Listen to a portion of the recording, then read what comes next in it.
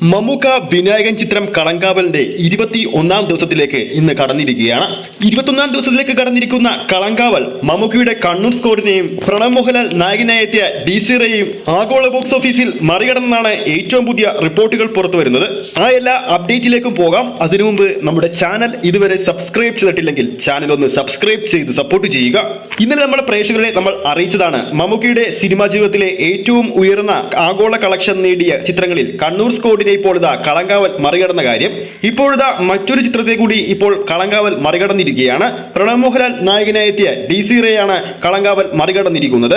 21-ാം ദിവസത്തിലേക്ക് എത്തിയിരിക്കുന്ന കളങ്കാവലിന്റെ ആഗോള കളക്ഷൻ ഇന്നത്തോടെ 83 കോടിക്കരികെ എത്തുമെന്നാണ് റിപ്പോർട്ടുകൾ പുറത്തുവരുന്നത്. ഇന്നലെ മാത്രം ചിത്രത്തിൻ്റെതായി കേരള ബോക്സ് ഓഫീസിൽ ട്രാക്ക് ചെയ്തിരിക്കുന്നത് 503 ഷോകളാണ്. ഓഡിയൻസായി ട്രാക്ക് ചെയ്തിരിക്കുന്നത് 15,000-അടുത്തുള്ള പ്രേക്ഷകരെയാണ്. 503 ഷോകൾ കേരള ബോക്സ് ഓഫീസിൽ ഇന്നലെ കളങ്കാവലിന്റെ പേരിൽ ട്രാക്ക് ചെയ്യുമ്പോൾ ആവറേജ് തിയേറ്റർ ഓക്യുപ്പൻസി വന്നിരിക്കുന്നത് 16%.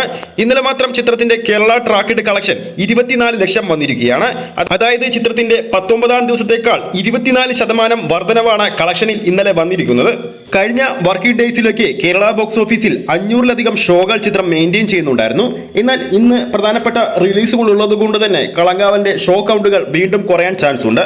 20 ദിവസങ്ങൾ കൊണ്ട് കളങ്കാവലിന്റെ കളക്ഷൻ കേരള കളക്ഷൻ 36 കോടി 30 ലക്ഷം രൂപ എത്തിയെന്നാണ് പുതിയ റിപ്പോർട്ടുകൾ സൂചിപ്പിക്കുന്നത്. അതോടൊപ്പം ചിത്രത്തിന്റെ ആഗോള കളക്ഷൻ 82 കോടി 70 ലക്ഷം രൂപയും കഴിഞ്ഞെന്ന് റിപ്പോർട്ടുകൾ വരുന്നുണ്ട്.